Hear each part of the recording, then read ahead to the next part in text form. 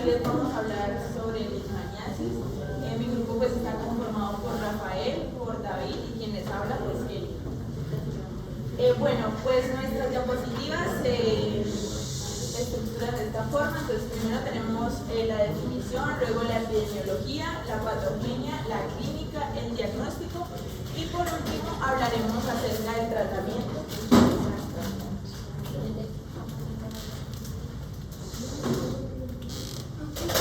Bueno, entonces para dar inicio vamos con la definición. Entonces recordar que la leishmaniasis son zoonosis que pueden afectar la piel, la mucosa, las vísceras y pues este es el resultado del parasitismo de los protozarios flagelados del género Leishmania, pues en los macrófagos, ¿no? Esta se da más que todo pues por la introducción al organismo por la picadura de un insecto flebótodo.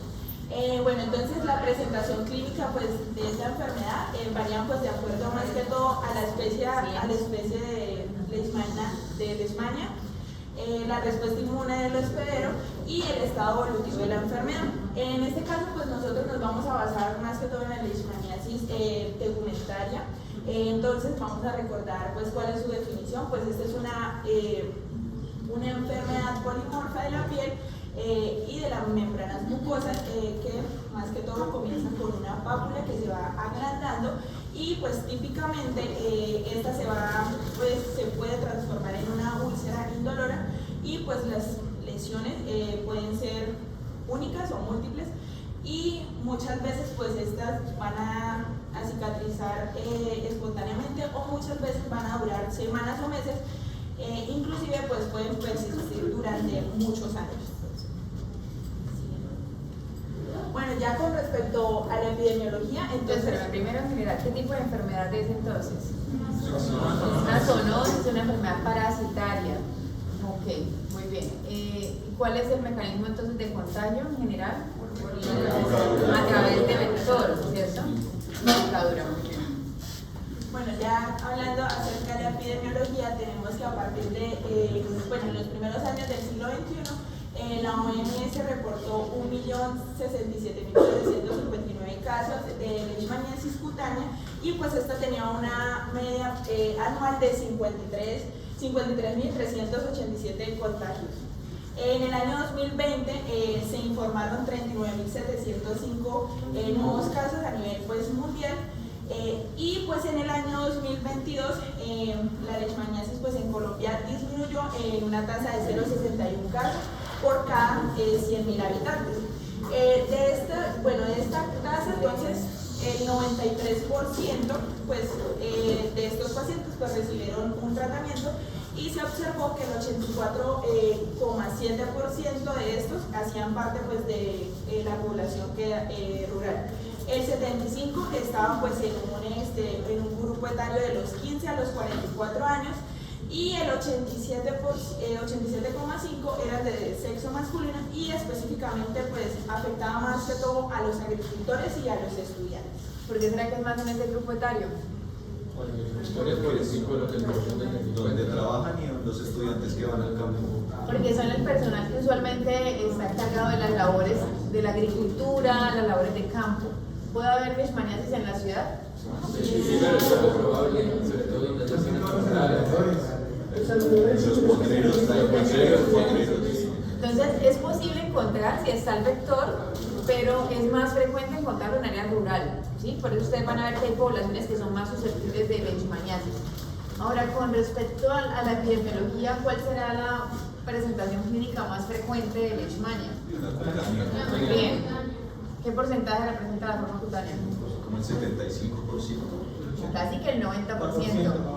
O sea, nos toca saber leishmaniasis cutánea porque es lo que más les van a llegar, ¿sí? Sí. Una pregunta, la compañera hablaba de que la presentación de la cutánea es una pápula que se ulcera, pues... Ahorita lo vamos a ver porque hay muchas formas de presentación. Espérate. Mi pregunta no es sobre la lesión, es si sobre esa lesión aparece en el sitio en el que... Ahorita explicamos eso, manifestaciones. También, sí. aunque depende, algunas variantes clínicas no necesariamente hacen referencia a una picadura en los sitios específicos, por ejemplo en las formas diseminadas y difusas. Ahorita vamos a hablar de eso, ¿listo? Pero lo que me interesa que ustedes sepan es que en porcentaje lo más frecuente que van a ver es la leishmaniasis de piel, ¿sí? Cutánea. Luego le sigue la mucosa y por último la visceral, pero sí tenemos leishmaniasis visceral nosotros también. ¿En alguna área geográfica es más frecuente ver la visceral? Sí, en el Córdoba. Es como alrededor de Magdalena. Muy bien, entonces exacto. Todo lo que tiene que ver el río Magdalena y todos sus aledaños es una zona propensa a leishmaniasis visceral, para que lo tengan presente cuando van a hacer su rural, si van a estar en un área cercana al río Magdalena, ya saben que eventualmente se pueden encontrar con leishmaniasis visceral. La mucocutánea es más o menos del 1 al 5%. Bueno, ya con respecto a la fisiopatología, entonces tenemos que el protozoo se va a multiplicar pues en los fagolisosomas de los macrófagos. Esta infección se adquiere más que todo pues, por la picadura de estos mosquitos y pues se van a transmitir por promastigotes que son pues captados por los macrófagos y donde se van a madurar y donde se maduran y se convierten en mastigotes. Entonces, hay tres. ¿Tienes una fotico de eso? Pues la siguiente. La siguiente es el ciclo. ¿Cómo Eso, Como el ciclo. porque creo que así les queda más. Así, Bueno. uno es muy visual, por lo menos yo soy más visual. Entonces, aquí tenemos primero pues el insecto que va a ser pues una hembra, va a tomar sangre y pues va a inyectar como tal los probastigotes pues en la piel, ¿no? ¿Qué característica tienen? Que tienen colita, ¿no? Tienen flagelo que luego lo van a perder, ¿no? Bueno, ya pasando a la parte segunda, entonces los promastigotes pues se van a fagocitar, son fagocitados y esos se van a convertir, se van a transformar en Mastigotes, o sea, pierden su flagelo. en fagocitos. ¿En qué células son entonces? Los macrófagos. En los macrófagos. Entonces esa es la célula que primero lo va a recibir, ¿sí? Y en donde va a perder esa estructura.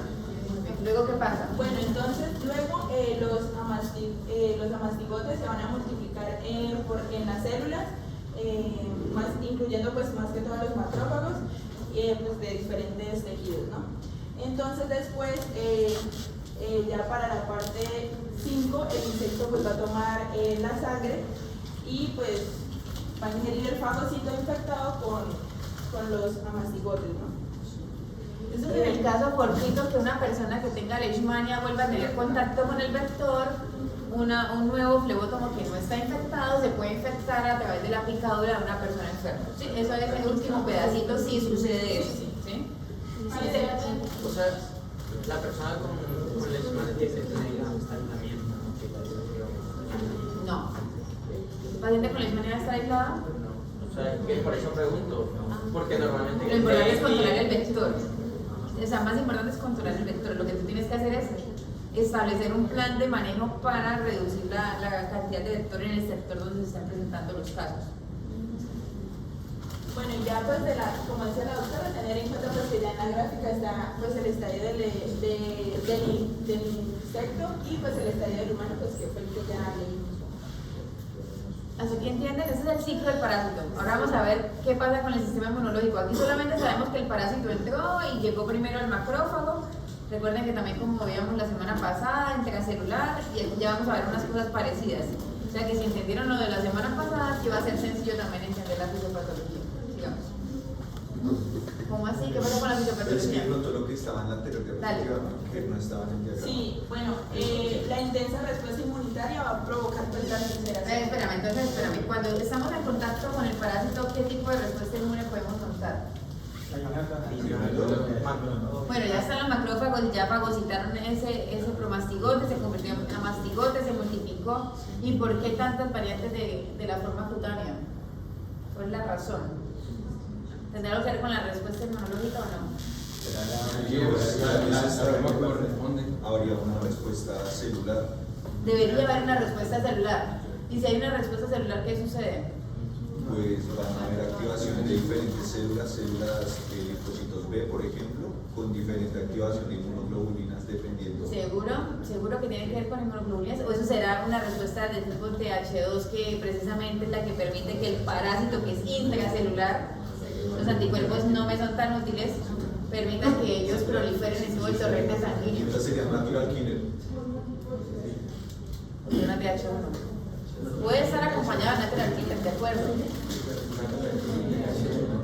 Entonces van a revisar de la fisiopatología de Leishmania ustedes cada uno en su casa como la respuesta inmunológica, ¿sí? Si tienen dificultades para conseguir algo me dicen y buscamos un esquema de uno de los libros de microbiología, porque ahí está explicado en los libros cuál es la respuesta que se monta frente a uno u otro tipo de Leishmania.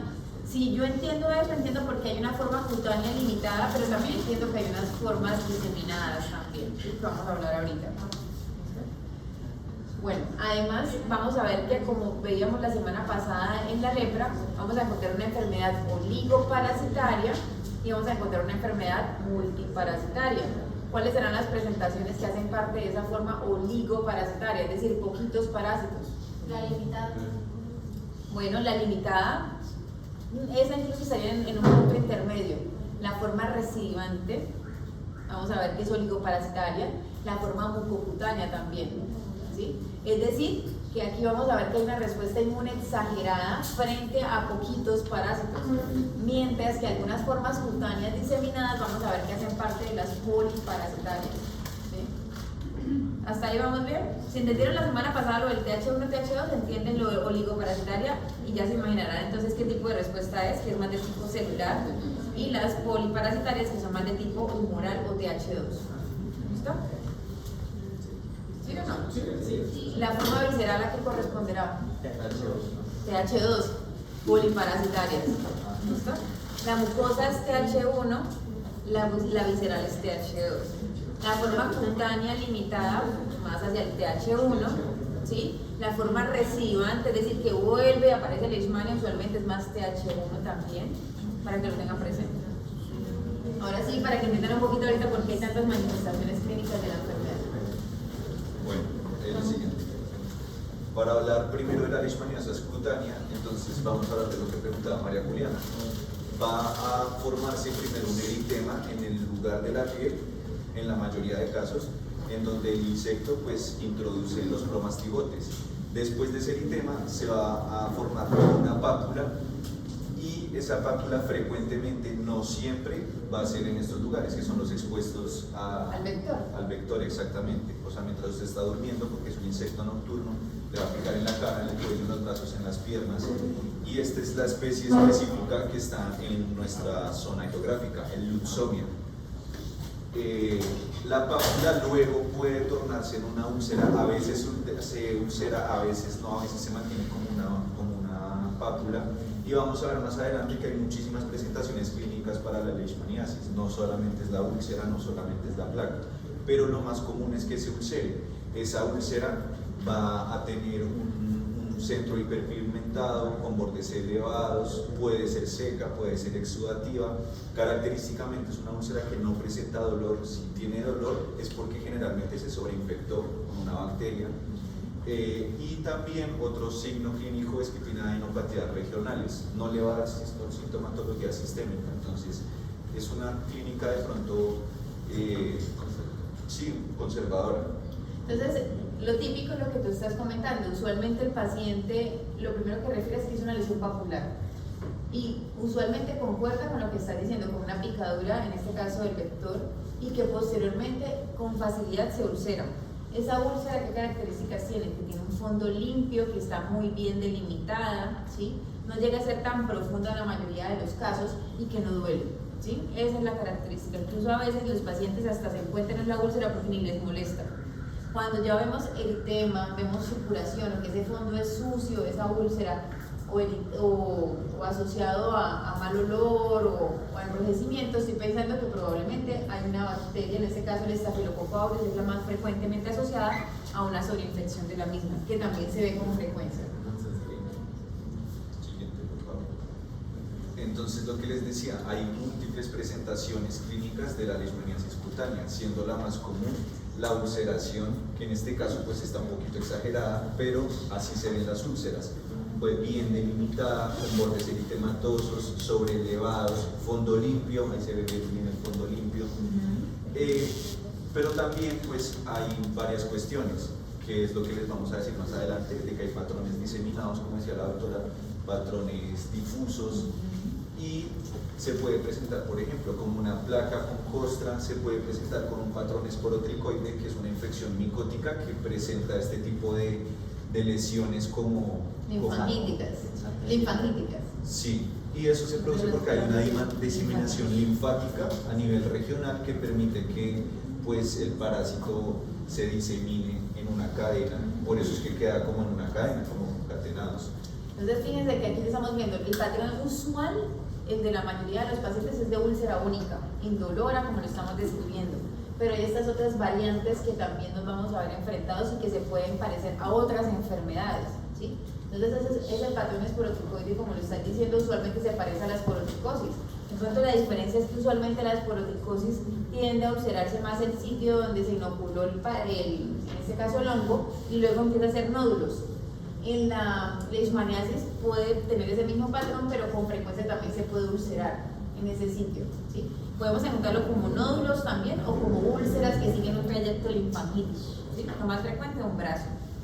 Entonces aquí aplica lo que usted estaba preguntando, y es que no necesariamente donde pica el insecto va a aparecer las lesiones más llamativas, sino que solo donde pica le sale un eritema, pero en otras regiones aledañas o incluso súper lejanas a la lesión por diseminación linfática le puede salir la úlcera. En esta presentación, pero lo típico cuando es lesión única, en el sitio de la picadura es donde se hace la úlcera, ¿sí?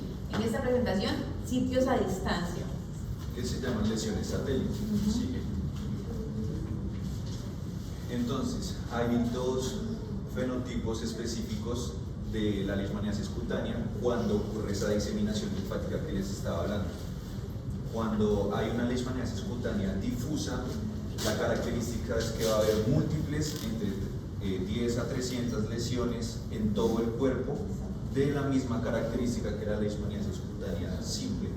Entonces son muchísimas lesiones así, pápulas pequeñas de menos de 3 milímetros, pero entonces aquí por ejemplo podemos ver un patrón esporotricoide, aquí podemos ver una lesión aislada y así en todo el cuerpo. La característica incluso es que estos dos cuadros clínicos son lesiones múltiples y tiende a ser muy rara la ulceración.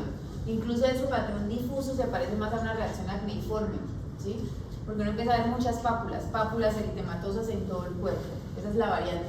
Si ustedes no saben que eso existe, pues diagnostican cualquier otra cosa, una reacción a medicamentos, acné, etc. Pero ya deben saber que hay una variante que se ve así también. ¿Listo? Y la forma diseminada que se diferencia de la difusa.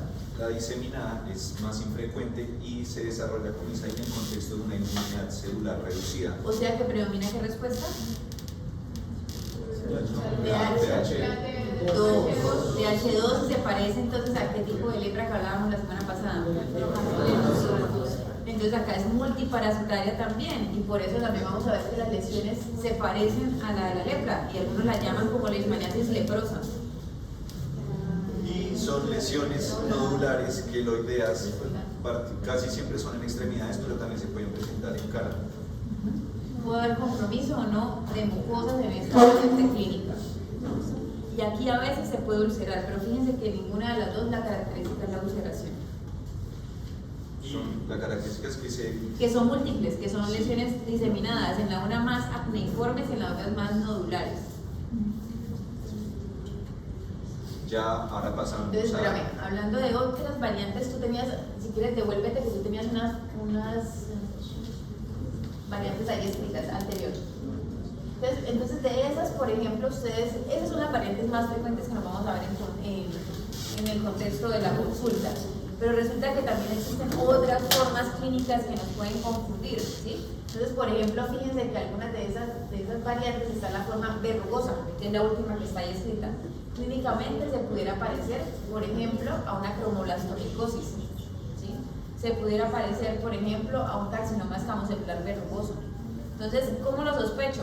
No es tan fácil, pero tenemos que estar en contexto de dónde está el paciente. Por eso es cuando les pregunto a ustedes, el paciente de dónde viene, qué hace, ¿sí? Porque esos datos nos pueden orientar frente a esas variantes clínicas que son poco comunes. Algunas algunas se parecen al zóster porque siguen un trayecto de un dermatoma, ¿sí? Se llaman zosteriformes. Otras parecen la erisipela, que hablamos hace unas semanas atrás. Es decir, hacen signos inflamatorios sin que tengan todas las características similares a la erisipela, pero sí hacen eritema y tiende a ser localizado, ¿sí? Entonces fíjense que esas otras variantes, si uno no sabe que existen, jamás las va a diagnosticar. Hay otra variante que incluso se parece al lupus cutáneo con eritema en alas de mariposa en la cara, ¿sí? Solo que son lesiones más edematosas y más infiltradas. Por lo tanto, esas características y de dónde provenga el paciente es lo que hace sospechar ese cuadro clínico. Hay que mencionar que las variantes de la leishmaniasis cutánea, entre menos parecidas sean a la forma clásica, que es la úlcera única, son más difíciles de diagnosticar incluso también por pruebas diagnósticas, que lo vamos a ver ahorita más adelante. Es decir, desde el punto de vista clínico son un reto y para el diagnóstico también lo son. ¿Listo? ¿Hasta acá hay preguntas? Acá preguntan que si hacen linfadenopatías. Sí, regionales. Y usualmente lo vamos a ver más en la variante esporoticoide. Sí. No sé si ya lo dijeron, pero ¿en cuánto tiempo tarda en aparecer la lesión después de la picadura? Eso no lo han dicho. Muy buena pregunta. ¿Cuánto demora el tiempo de incubación? ¿Cuánto? Pero una cosa No, es es la rápido. incubación y otra cosa es en cuánto tiempo aparece la lesión. La incubación me parece que era de 10 a 30 días. Más o menos un mes, exacto. Y la aparición de la lesión como tal, eso sí no sé la verdad cuánto tiempo se Usualmente aparece. tarda de 1 a 2 semanas cuando aparecen las lesiones luego de la picadura. Es rápido. Ok, entonces 7 días. Entonces inoculación hasta un mes y aparición de la lesión. Más o menos de 2 1 a 2 semanas. Desde el momento en que se inocula. ¿Alguna otra pregunta? Vamos bien hasta acá. Ya no les va a escapar una leishmaniasis, espero. No, Después- ella no va a estar disponible. Después de una leishmaniasis cutánea. Mucocutánea. No, pero iba a explicar que después de una leishmaniasis cutánea puede aparecer esta variante en algunos pacientes. ¿De qué otra forma te Puede puedes pasar. contagiar? O sea, ¿de qué forma me da una forma mucocutánea? Entonces tú hablas de una de ellas. Un paciente que tuvo una forma cutánea y hasta 20 años después, de acuerdo, la mayoría lo hacen en qué promedio. Después de haber tenido la forma cutánea, en promedio, ¿cuánto tiempo uno dice ya puede tener una forma mucocutánea? Es como el menos del 20%. ¿no? 2 años. Ah, pensaba que- No, la mayoría a los 2 años hacen la forma mucocutánea, el que lo va a hacer. ¿Sí? Sí, Y- en un periodo muy grande, la verdad. Sí, no, hasta 20 años, de acuerdo, pero la mayoría lo hacen a los 2 años. Un mecanismo es ese. Yo hice una forma cutánea, finalmente la úlcera termina resolviéndole, haga o no tratamiento al paciente, va a cerrar esa úlcera, ¿sí? Pero la razón de tratarla precisamente es porque algunos pasan a una forma mucocutánea, ¿sí? Y tienen que ver entonces con esa respuesta inmunológica, porque incluso la enfermedad es oligoparasitaria, ¿sí? Pero también me puede dar leishmaniasis mucocutánea en aquel caso en el que yo tenga una úlcera en la cara y esté en proximidad de la mucosa. Entonces tengo en la mejilla y me puede extender a la mucosa nasal de una vez y hago una forma mucocutánea de una vez. Esa es la otra forma en que te puede dar, sí. Doctora, ya que usted dice que como tal la primera úlcera resuelve solo, entonces debe haber muchos casos en los que ya los pacientes lleguen en esta base y no lleguen como tal en... Sí, y por eso es tan importante que ustedes cuando ven la forma cutánea la traten, porque ustedes no saben qué tipo de leishmania tienen. Ahora les hago una pregunta porque no lo hemos hablado y debemos haberlo hablado en la fisiopatología. ¿Cuáles son los tipos de leishmania más frecuentes en nuestro país? O sea, las especies. Las especies. La paranensis, Panamensis, Brasilians. brasiliensis, Brasilienses. peruviana también, mexicana, ¿sí? Colombiana, le colocan el nombre de todas las zonas donde hay leishmania, ¿sí? Es importante saber eso por una sencilla razón, porque no todos hacen el mismo cuadro clínico. Hay un programa en Colombia, ustedes se lo pueden buscar en el texto y después van a mirar que la lista es larga. Y existe la leishmania del viejo mundo y a mí me interesa que se vean la del nuevo mundo porque es la que nos afecta a nosotros. La del viejo mundo es todo Europa, Asia, etc. Se lo nombro yo ahorita. ¿Y por qué lo nombran hasta después? Está en el libro. Ahí está en el libro. Si quieres, veamos un poquito esta tabla, Pues no es una tabla, o sea, o cómo lo tienen. ya me veo. No solo Solamente tratamiento, decirlo es los esto. cuadritos. Sí, no me acuerdo dónde está. Pero, o sea, la leishmaniasis del Bueno, pero ustedes lo van a buscar. Si no lo tienen, lo tienen que buscar Ahí ustedes. está, esa es la del viejo mundo. La del viejo mundo no me interesa, porque nosotros estamos en el nuevo mundo.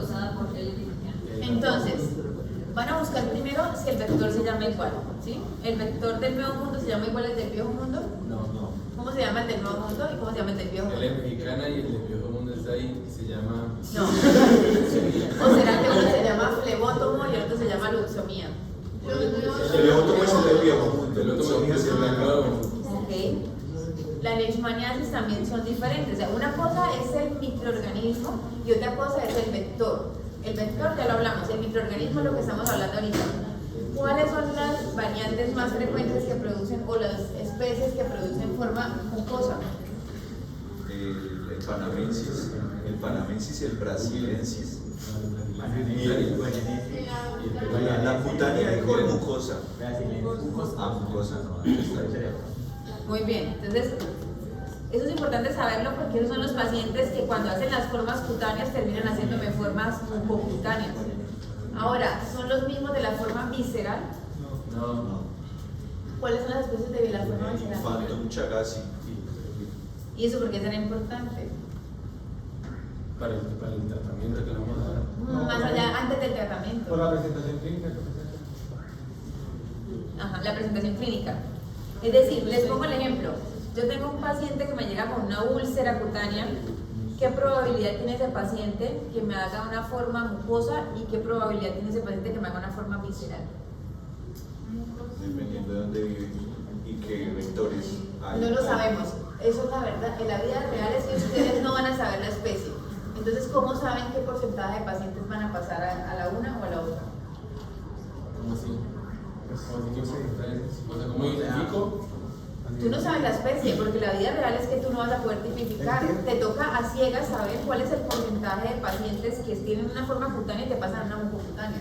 ¿Cuál es el porcentaje de pacientes que hacen eso? ¿Cuánto? Sí, es como menos del 20%. Usualmente el 20%. Igual Listo. Y ahora, ese paciente que tiene esa cutánea, ¿cuánto porcentaje me hace en forma visceral? Es como el 5%. Tienen cero todos. 50. El 0%. ¿Por qué? Porque la especie es distinta. La especie que causa forma visceral no hace forma cutánea. Si ustedes hubieran leído eso, saben la respuesta. Así lo leímos. La especie que me hace mucosa me puede dar formas cutáneas, pero el que me hace la variante visceral no me hace forma cutánea. O sea, un paciente que tiene forma cutánea no me va a evolucionar a una forma visceral, a menos que sea tan de malas que tenga contacto con el vector y esté infectado por una especie de una variante de leishmaniasis visceral. Y que además debe cumplir otros requisitos que vamos a hablar ahorita, porque no todas las personas van a hacer formas viscerales, por eso es menos del 5% de los pacientes. ¿Sí queda claro? Entonces, busquen en la guía colombiana está, ¿sí? Si ustedes necesitan más, yo siempre les digo que si necesitan bibliografía, me pueden escribir sin pena, yo les puedo conseguir más bibliografía, si necesitan, ustedes pueden buscarla, yo les dije estos temas, es más importante buscarlos en la literatura latinoamericana, México, Perú, Colombia, Brasil, ¿sí? Que hay información al respecto. Y capítulos de libros de microbiología también que están muy bien revisados esa parte de las especies. Doc, en el caso en el que hay una úlcera cerca a una mucosa y se infecta la mucosa, o sea, aparece una mucocutánea. Eso es una forma mucocutánea también. ¿Es porque el parásito se mueve hasta la mucosa o cómo llega hasta allá? ¿Cómo ocurre eso? Es por proximidad. O sea, la reacción inflamatoria llega hasta allá. Exacto, es por proximidad básicamente. Entonces, hasta ahora llevamos que la mucosa nasal es la más frecuente. ¿Es la única o qué otra zona de mucosas puede estar comprometida? El paladar, la paladar. boca como tal, o sea, los labios me refiero, puede llegar incluso hasta el cartílago laríngeo y Sí. incluso hasta las cuerdas vocales. Exacto, es decir, la orofaringe también puede estar comprometida y la laringe también. Menos frecuente los genitales, pero también están descritos los genitales como leishmaniasis mucocutánea. ¿Listo? Es lo menos frecuente, pero también en casos reportados. ¿Listo? Indudablemente lo más frecuente va a ser la nariz. En la nariz es donde primero debemos buscar la leishmaniasis mucocutánea. Ahora, ¿cuáles son los signos tempranos? ¿Cómo tú sospechas que un paciente tiene una forma mucocutánea? Eso, pues, en el libro sobre sanidad el edema, como signos de inflamación. ¿Qué otra cosa pueda tener el paciente? Porque cuando tú ya le veas los cambios, Pues digamos, así no. obvios, ya para qué. Lo importante es diagnosticarla más temprano. Entonces, ¿cuáles creen que son las manifestaciones iniciales? Pápula, ¿Y cómo revisan la pápula en la mucosa? en el sitio de la recarga baja, pero tiene señas buenas. Pues si está en la nariz podría afectar como un taponamiento nasal. Entonces los pacientes hacen como si fuera una rinitis, entonces empiezan a tener congestión nasal, tienen sangrado nasal también de manera inicial. O sea, es como si tuvieran una rinitis, una sinusitis y posteriormente ya le empezamos a ver algunos cambios estructurales. Entonces, ¿qué cambios estructurales podemos ver en esa nariz? Pues podemos ver como El cambio del color. podemos ver el cambio en la coloración, podemos ver así como esta descamación y luego como ¿Qué más? ¿cómo se llama esto? Como ¿Qué forma tiene esa nariz? ¿Se parece a la de la lepra? Sí. se le dice ¿Se parece? escorpión. No, Nadie leyó, ¿verdad? como rinofima. Si hubieran leído, sabrían la respuesta porque es una característica de la leishmaniasis. Entonces, produce nariz de tapir. ¿De qué? ¿Nadie ni siquiera ha visto el tapir? ¿Se han ido a zoológicos alguna vez? ¿Nunca? Entonces, ¿por qué se parece a la nariz de tapir? Porque empiezan a perder el filtrum, ¿sí? Vamos a ver que el filtrum se pierde, va a haber perforación del tabique. Entonces, a diferencia de lo que veíamos la semana pasada, aquí no hay nariz sencilla de montar, aquí lo que se pierde es el tabique y el filtrum. Entonces, la nariz de tapir es típica de la leishmaniasis mucocutánea, ¿sí? Entonces, busquen cómo se ve la nariz del tapir para que nunca se les olvide cuál es el signo clínico de la leishmaniasis mucocutánea, ¿sí? A veces puede haber perforación del tabique, a veces puede haber perforación también del paladar. Cuando tenemos compromiso en la boca se puede parecer a otras infecciones, por ejemplo como una paracoccidiomicosis.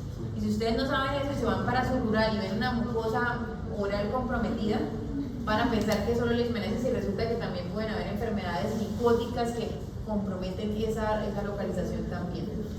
¿Listo? ¿Preguntas? O esconde, ahí está, con nariz de tapir, es lo mismo. La nariz está menos grave de lo que usualmente uno la ve luego cuando hay un cuadro florido de la forma mucosa. Esto sigamos. Sí, pues iba a hablar de que es importante notar en los pacientes esta cicatriz porque es la cicatriz de la úlcera. ¿Cómo cicatriza la úlcera cutánea de la leishmaniasis? ¿Qué aspecto tiene? Hiperpigmentada. El borde es hiperpigmentado, pero el centro incluso es más blanco. ¿Y qué otra característica tiene? Es plana. ¿Quién leyó leishmaniasis? ¿Ninguno? O sea, puedo haber hecho quiz. Creo que todos tendrían 0. Entonces, la cicatrización típica de la leishmaniasis es cribiforme, o sea, como si fuera con hoyuelitos. Eso es típico de la cicatriz de la leishmaniasis. Y ustedes deben buscar eso, porque a veces los pacientes ni se acuerdan que tuvieron una úlcera, o ya han tenido tantos cuadros que realmente no tienen presente los cuadros cutáneos. Y ya luego después llegan con las manifestaciones mucocutáneas. Sigamos.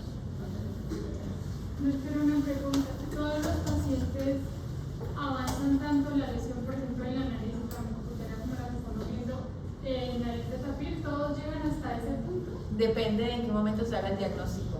Si es un diagnóstico temprano y tú empiezas tratamiento temprano, evitas esa secuela. Por eso es que les insisto en que aprendan las formas iniciales.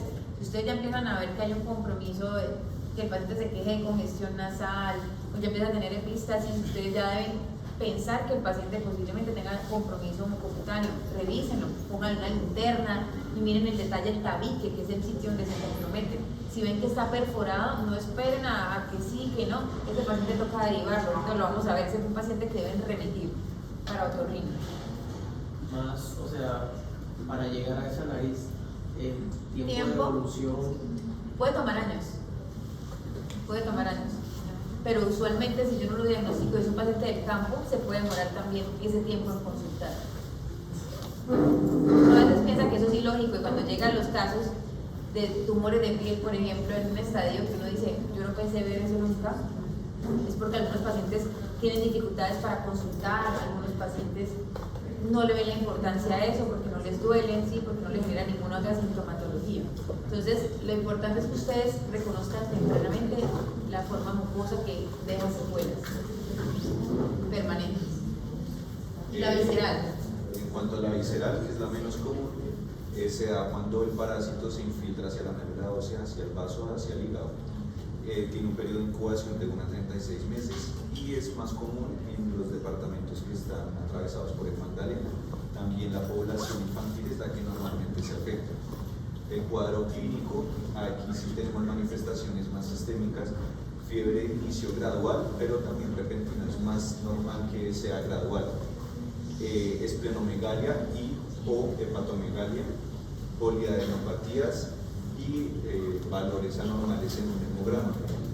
Además, pues síntomas constitucionales como debilidad. Entonces, ya vimos cuáles son entonces las especies de leishmania que más causan la forma visceral. ¿Cuál es la del Nuevo Mundo? Mexicana. La del Nuevo Mundo. Pero la visceral. Infantum chagazo. Infantum chagazi, o son dos diferentes. No, yo decía Infantum chagazi. O no sé si apareció una coma, no estoy seguro. Bueno, van a buscar, ¿listo? Van a buscar para que tengan en cuenta. Me interesa más que se aprendan la del Nuevo Mundo, ¿listo? ¿Qué características debe tener una persona para que haga forma visceral, además de estar en contacto con ese tipo de leishmania?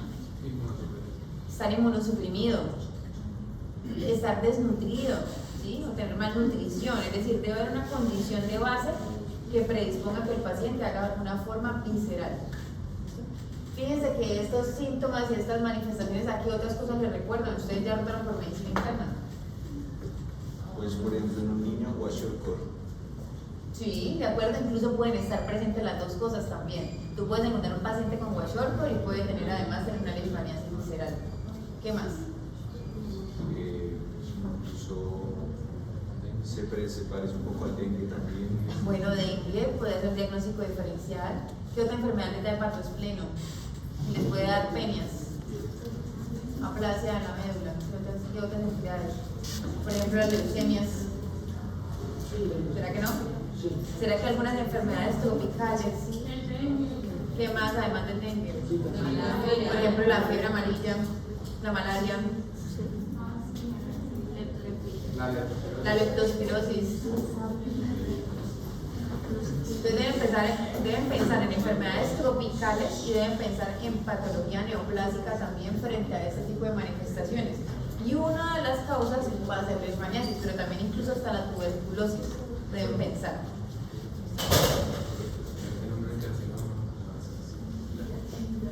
¿Qué tan frecuente es que la forma visceral haga manifestaciones en piel?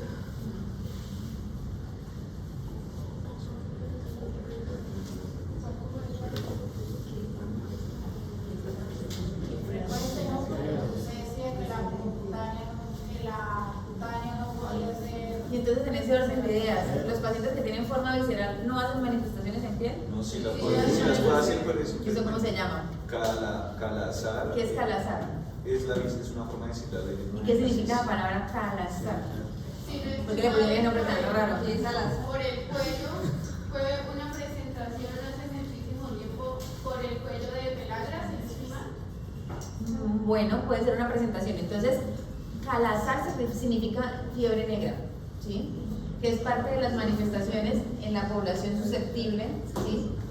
De la enfermedad, de la forma visceral, y se llama post-calazar, es decir, las manifestaciones después que pasa la fiebre negra, ¿sí?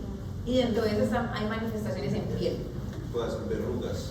Pueden hacer lesiones verrugosas, pueden hacer lesiones papulares también, pueden hacer cambios pigmentarios también, pero no está descrito en Latinoamérica. Eso lo van a ver ustedes descrito en la India, por ejemplo. ¿Sí? Pero deben saber que existe, porque acá vemos calazar, aquí vemos forma visceral también. ¿Listo? Pero es infrecuente.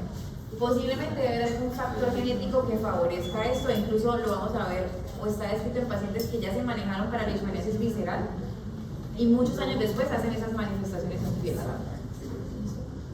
Bueno, esto podemos pasarlo, igual qué tipo de leishmaniasis van a ver en paciente VIH. Visceral. Sigamos. sigamos, no me interesa. De aquí, ¿qué me interesa de pronto? Que sepamos cómo se diagnostica la enfermedad. Me interesa más. Es igual, usted lo dice. No, yo no. O sea, el diagnóstico, hay una- o sea, si puso el diagnóstico, pero no puso la imagen. O sea, aquí es importante notar que los amastigotes están dentro de los macrófagos y los macrófagos que tienen los amastigotes están marcados con esta tinción de color rojo. Eso es como lo principal que se mira en una... Exacto, y eso hay que saberlo y pues la persona que lo lee debe tener entrenamiento porque se confunde con plaquetas. Plaquetas libres en el tejido. ¿Sí? Y que eso también sirve para diferenciar entre diseminada y difusa, porque en la diseminada va a haber más poquitos amastigotes y en la Exactamente. difusa va a haber muchos más. Y ya lo vemos por el tipo de respuesta inmunológica que se monta, ¿no?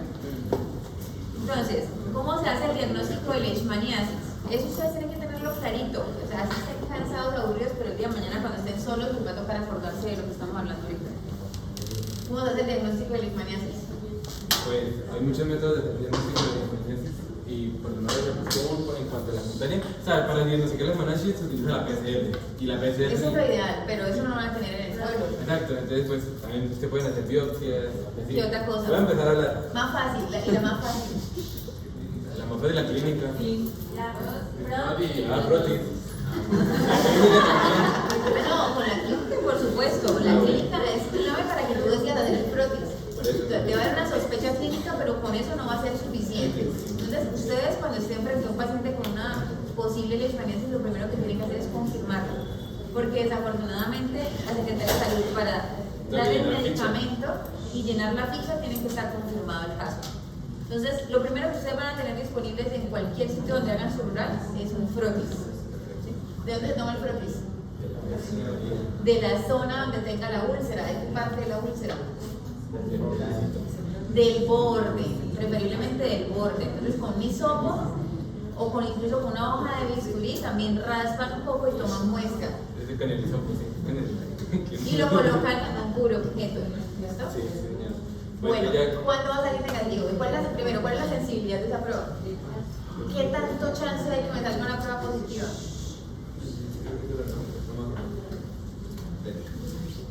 ¿Eso es importante? Sí. Para saber si pierdo el tiempo no tomando el frotis. O sea, lo que decía es que hay mucha posibilidad de que salga negativo. ¿Cuál es esa posibilidad? Lo van a buscar también, pero la sensibilidad. Creo que yo lo nombro si es 60-40. Un set. No, nada, que no por eso. Entonces, van a buscarlo, pero eso depende del tiempo de evolución. También es operador dependiente, si la muestra la toman bien o no. ¿Y qué tan antigua es la úlcera? Entre más antigua sea la úlcera, el chance es cero que salga la prueba positiva. ¿Por qué les explico eso? Porque ustedes van a encontrar que para decir que un frotis es negativo, está un paciente que tenga una úlcera de más de 3 meses o un paciente que lleve 3 frotis negativos. Cuando ya tengo 3 frotis negativos, debo pasar a otra prueba porque ya esa no me sirvió. ¿Sí? Y como si ustedes están en un rural, en un pueblo donde no tienen cómo hacer biopsia, pues ¿qué deben hacer? Ese paciente se toca remitirlo. Pero ese primer paso donde ustedes toman el frotis y confirman, lo pueden hacer todos ustedes, independiente para qué pueblo se vayan a ir. En todo el país. Y si la úlcera tiene más de 3 meses. Hay que remitirlo. No. Si la frotis está negativo, no puedo pensar en otra cosa. Remitirlo también. Mira. Porque qué parte tenemos la clínica De también. acuerdo, mira, de acuerdo. La mayoría de las úlceras van a cerrar después de 3 meses, incluso sin tratamiento. Pero acuérdense que hay formas crónicas, hay formas recidivantes también. Entonces, no todas te van a salir positiva la prueba. Claro, indudablemente para tú pensar en una leishmania tienes que tener en cuenta otros diferenciales, ¿sí? Y debes tenerlo en cuenta. Entonces, listo, ¿será que estamos no frente a una leishmania, sino por ejemplo un pioderma gangrenoso? ¿Cómo son esos bordes? ¿Sí? No, eso es un ectima, por ejemplo, un ectima por Staphylococcus aureus, o no, estamos frente a un ectima por Pseudomonas, ¿sí? Todas esas posibilidades debes contemplarlas. Una úlcera venosa, ¿sí? Por diabetes mellitus.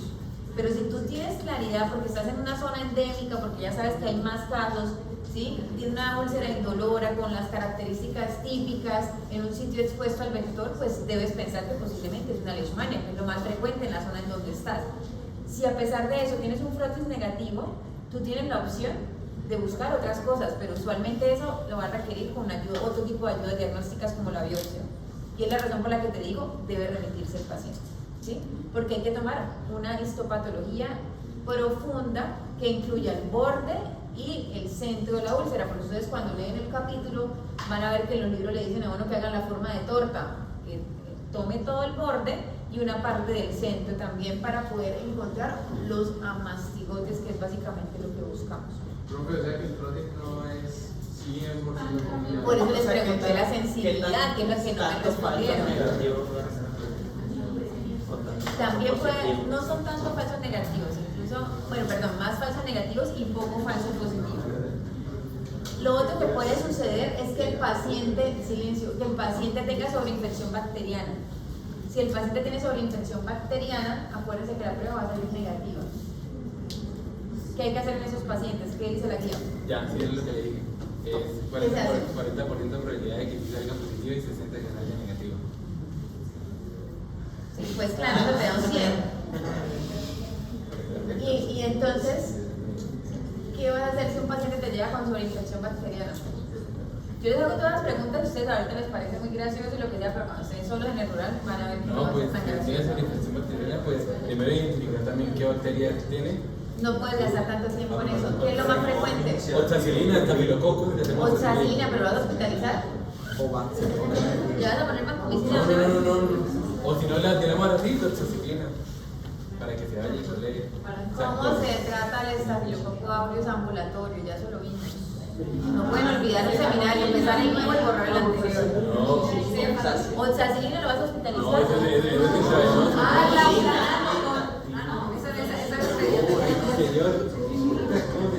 Dios mío, eso es del parcial, ¿no? Depende si es meticilino sensible o no, pero si es un meticilino sensible, ¿qué es lo más frecuente que usamos? Dicloxilina. Cefalosporinas de primera generación o dicloxacilina, ¿sí? Y si es meticilino resistente, porque ustedes sospechan que el paciente ha estado en contacto con alguien con un meticilino resistente, estuvo hospitalizado recientemente, tomó antibióticos recientemente, ahí sí puedo utilizar clindamicina, doxiciclina y metopinsulfa. A menos que el paciente tenga indicación de hospitalización, se le ponen la oxacilina o le ponen la vancomicina, pero si no, el paciente no lo hospitalicen por eso únicamente, ¿sí? La guía dice, dele 5 días de tratamiento y ahí sí tomen el frotis, no se lo tome antes porque le va a salir negativo o le va a salir contaminado, ¿sí? Entonces, dele 5 días de antibiótico y luego sí le toma el frotis. Si no, efectivamente salió negativa después de 3 muestras, tomen biopsia. Ahora, si ustedes siguen insistiendo en que es una leishmaniasis y la histopatología no es clara porque no vieron los amastigotes en la muestra, porque, por ejemplo, pudiera ser una oligoparasitaria, ¿cómo hacemos para hacer el diagnóstico? Ahí sí la prueba que a ustedes les gustaba. La PCR es una opción, pero hasta ese punto, miren todo lo que ya hemos utilizado antes. También podemos utilizar cultivos. Acá, la leishmaniasis se puede cultivar fácilmente. Entonces, cultivo, PCR son otras pruebas diagnósticas. ¿La leishmanina sirve? ¿O la prueba de Montenegro sirve? ¿Sirve? ¿Sí? ¿Para qué? Que por cierto vi que en el taller que les dejé también algunos me lo escribieron y eso que les expliqué. O no estaban en clase o ya estaban durmiendo o estaban pensando en otra cosa. Les dije, sirve para seguimiento, no para diagnóstico. Y me lo colocaron como prueba diagnóstica. Acuérdense que lo que evalúa sencillamente es si el paciente tiene o no una respuesta celular frente, en este caso, al parásito. O sea, que en qué pacientes me va a ser útil. En un paciente, por ejemplo, con una forma visceral, la prueba de Montenegro me va a servir para decir que el paciente mejoró su sistema inmunológico porque ya es capaz de montar una respuesta celular frente al parásito. ¿Listo? ¿Preguntas hasta acá? Para seguimiento del tratamiento. Por eso es lo que estoy diciendo. Pero en el caso que sea una poliparasitaria, no más. Una pregunta, o sea, según el tipo de leishmaniasis, ¿varía la sensibilidad de la prueba de herpes? Muy bien, sí, depende. Las formas crónicas residuantes o por ejemplo de las difusas y diseminadas, la sensibilidad es muy baja y por eso en esos pacientes de entrada decidimos vamos a hacer como prueba la biopsia. El frotis no va a servir en esos pacientes clínicos. Va a ser muy útil en la úlcera única que está de reciente aparición, que es la mayoría de los pacientes afortunadamente. Listo, terminamos este diagnóstico. Ahora vamos a mirar el tratamiento. ¿Qué debo pedirle al paciente antes de empezar? Antes del diagnóstico, porque aquí están lo que está diciendo. Bueno, diferenciales que estábamos hablando ahorita. De la Cáncer, tuberculosis, otras micobacterias, ¿cierto? Micosis profundas, importante, como diagnósticos diferenciales que lo fuimos mencionando ahorita, y depende de la variante clínica. Ahora, antes de empezar con el tratamiento, habrá que pedirle, miren, para concilio, que también se las mencioné, las gomas sifilíticas también, para que no las olviden, que las hablamos hace unas pocas semanas. Y estas son más para las mucocutáneas, ¿no? Sí. Las vasculitis y el linfoma de natural kill, de niño medio. Bueno, ¿qué le vamos a pedir al paciente antes de iniciar tratamiento? No, sí. ¿Qué dice la guía? ¿Sí leyeron la guía? Sí, doctora. ¿No? O sea, yo leí el libro. ¿Y la guía qué dice? La guía colombiana. Prueba de embarazo, una prueba de embarazo. Bueno, prueba de embarazo. ¿Qué más? ¿Pero dice su nombre? La prueba de VIH. La de VIH.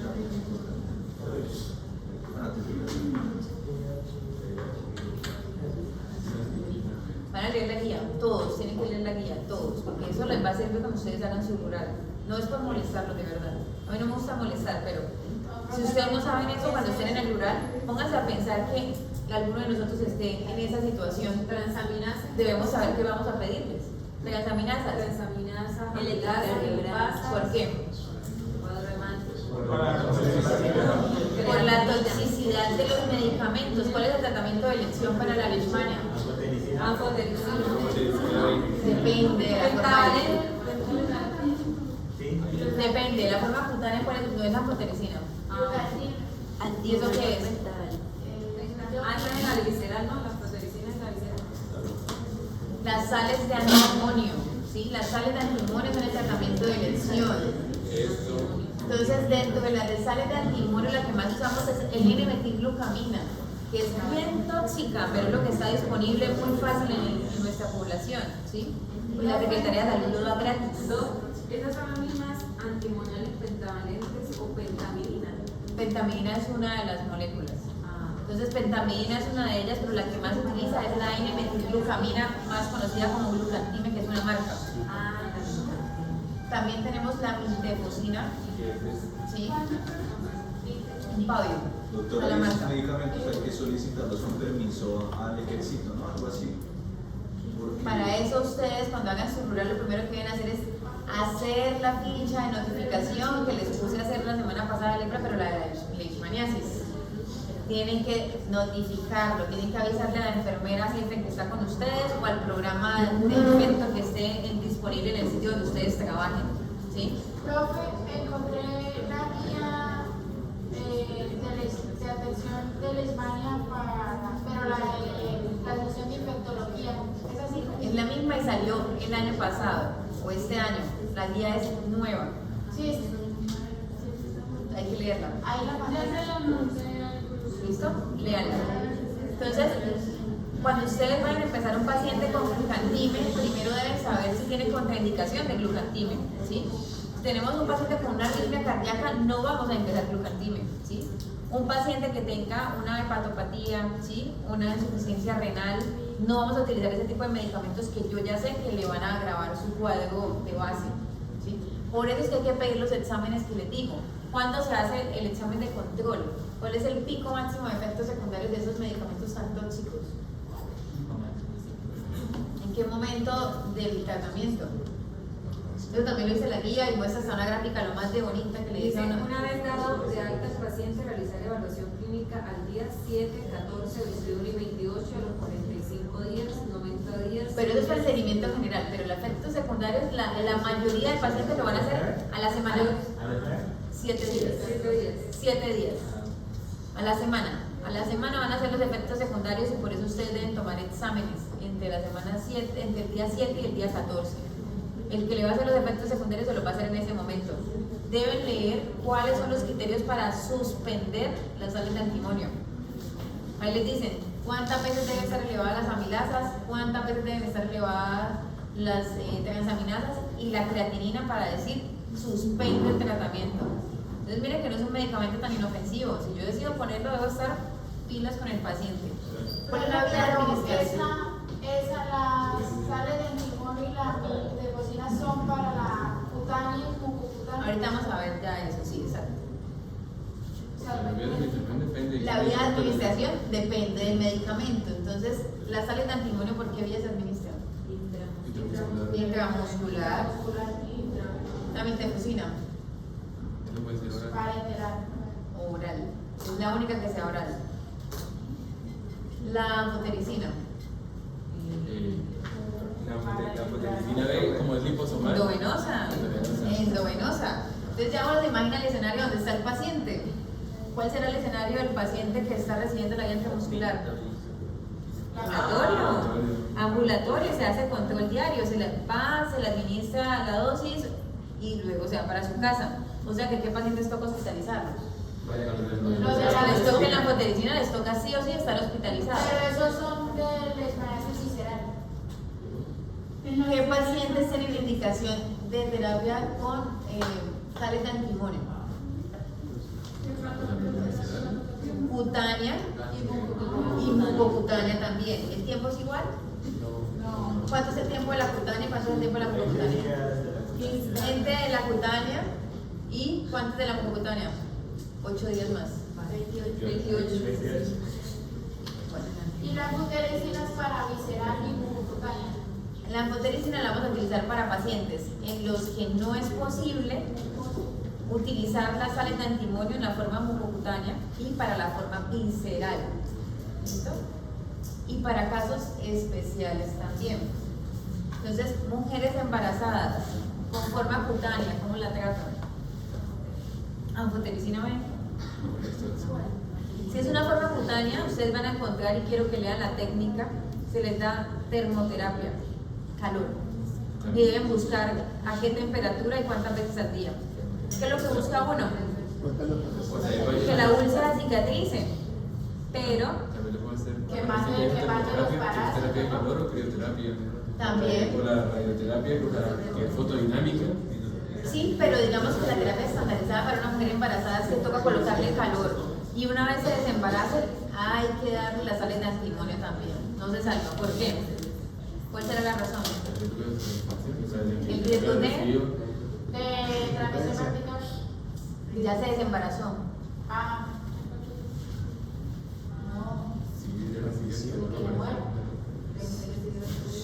Como que cuadro clínico. Claro, que era una mucocutánea. Ustedes no saben qué paciente va a ser mucocutánea. Entonces hay que tratar a esa mujer embarazada que ya se desembarazó con sales de antimonio, pensando en que me puede hacer una forma mucocutánea. O sea, profe, la primera línea son las sales de antimonio, en la que no es visceral. En todo menos la visceral. Sí. Y ahora, el paciente que ustedes tengan con una forma mucocutánea no lo van a manejar ustedes, ni la visceral tampoco. Ustedes van a manejar solo las cutáneas. Porque primero hay que remitirlos para el diagnóstico. ¿Cómo se hace el diagnóstico de una forma mucocutánea? ¿Cómo se diagnostica la forma mucocutánea? PCR. ¿Pero te sirve? También. ¿Qué tipo de leishmaniasis es la forma mucocutánea que les dije? ¿Es oligo o poliparasitaria? Oligo. ¿Y qué tan frecuente será que un frotis me puede diagnosticar parásitos? No me sirve, no se pongan a tomar frotis, no sirve. Hay que hacerles biopsia. Biopsia. O sea, el paciente toca remitirlo para biopsia o le hacen inmunofluorescencia directa. Es decir, tomar una muestra de sangre. Aquí dice biopsia en mucosa nasal, en la mucocutánea y pruebas serológicas. IFI. Inmunofluorescencia indirecta. Es lo que les acabo de decir. Ahí ya está todo, ¿no? Y la de Entonces hay que Montenegro, revisarlo. la de Montenegro. Como seguimiento. Para seguimiento, sí, Visceral, ¿cómo se diagnostica la leishmaniasis visceral? Ya vamos a acabar. 2 minutos. Frotis, ¿y cómo le haces a la visceral frotis en dónde? Cuadro hemático y tiempos de coagulación. Examen parasitológico directo mediante aspirado de la médula examen parasitológico directo mediante aspirado de vaso, detección de anticuerpos y reacción de contenedor. Entonces, el paciente que tenga forma visceral lo deben remitir. Hay que remitirlo y ese paciente se le debe tomar idealmente una aspirada de médula ósea. Por lo tanto, debe ir a un cuarto nivel. El vaso poco se hace aspirado porque genera sangrado intenso y entonces se prefiere mejor el aspirado de la médula ósea. La inmunofluorescencia es otra prueba que también podemos utilizar igual que en la forma mucocutánea, que es a nivel de muestra sanguínea. Y para seguimiento también porque debo ver que bajan los títulos. Se lee como se leen los ANAS para el lupus. ¿Hasta acá hay preguntas? En la forma visceral el manejo es con anfotericina, el paciente tiene que estar hospitalizado, el paciente tiene que ser controlado de todas las otras variables. Si está malnutrido hay que mejorar las condiciones de base, si está inmunosuprimido, por ejemplo en VIH hay que manejarlo. Profe, ¿cuánto tiempo la anfotericina? ¿Cuánto tiempo la anfotericina? ¿En qué forma? ¿En la mucocutánea o en la visceral? 28 días. Y depende del medicamento, también va a cambiar el tiempo. No les voy a preguntar eso porque me interesa que se aprendan las sales de antimonio, que es lo que ustedes van a manejar. Pero la vintefosina o la pentamidina tienen tiempos de duración diferentes. Ahora, algo que van a buscar ustedes para su vida práctica es cómo se calcula la dosis de la sal de antimonio y cuál es la dosis máxima que ustedes le van a dar al paciente por vía intramuscular. Piensen en una persona de 90 kilos que tengamos que colocarle 5 ampollas de sal de antimonio. ¿Cómo le colocamos 5 ampollas por vía intramuscular al paciente? El segundo día ya el paciente no vuelve, se les pierde. ¿Sí o no? Entonces, ¿qué hacemos en esos pacientes? Van a buscar cuál es la dosis máxima que se debe administrar por vía intramuscular. Porque en el caso contrario, toca hospitalizarlo y ponerse la endovenosa. ¿Seguimiento entonces cada cuánto?